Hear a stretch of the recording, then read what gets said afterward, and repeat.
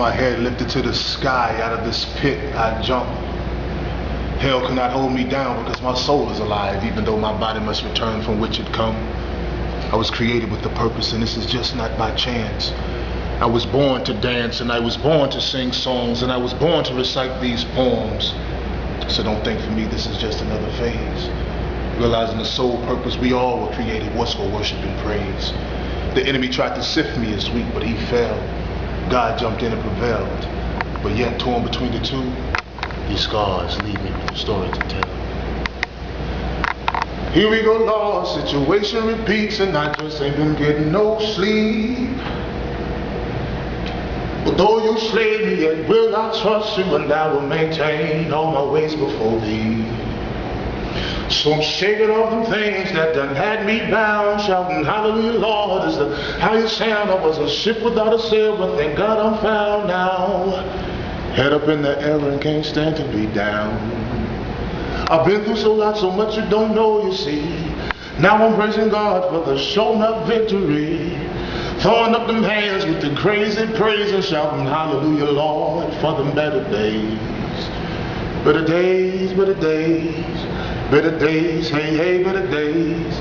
Here we go, Lord, say I'm free as a bird, and I ain't got no choice but to carry this word. But the sin in my life is like a thorn in my flesh, so I throw it up to you and then I say, God bless. Bless, bless, bless my soul before I lose control. Cause I done lost my way and I don't know where to go. You see, I've been running and running for nothing, looking for something and something, and I'm just tired, oh yes, of the same old thing. The game ain't gonna change for me, it ain't gonna change for you, so gonna stand on your two and just let it do what it do. Oh, yes, I'm addicted to. Addiction is an affliction that has no comprehension on what reality is. And regardless of what reality is, your addiction is your reality. Being that we were all born in sin and shaped in iniquity, we're all faced with the reality that we must die to daily. And you spell that reality S-E-L-F.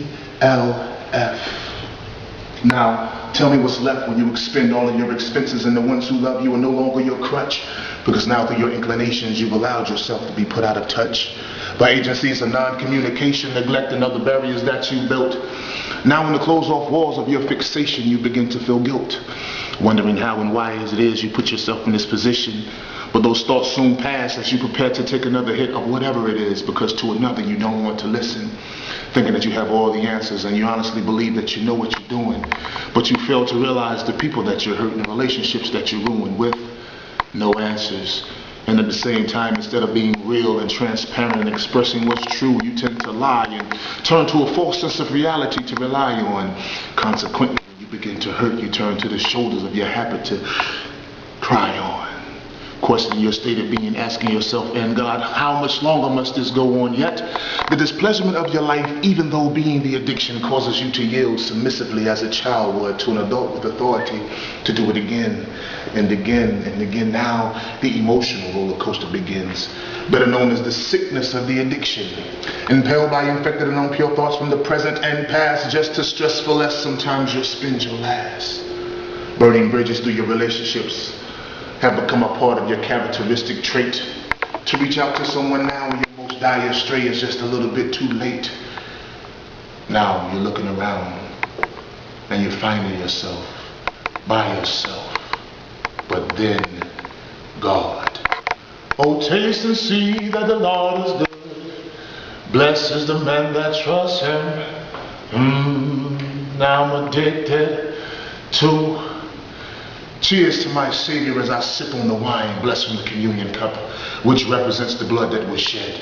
Washing down the bread, which is symbolic of the body that was broken for me. Now let Zion shout victory, even though the war ain't over. You see, we wrestle not against flesh and blood, but against powers, against principalities, against rulers of darkness of this world, and against spiritual wickedness in high places. So let the spiritual man rise up and be a killer in you. You see, God gave you love, power, and a sound mind. He didn't put any fear in you. So pick up your sword and start slaying these demons. Start speaking prosperity in your own lives and start walking into your seasons, for your time is now. Now, smile.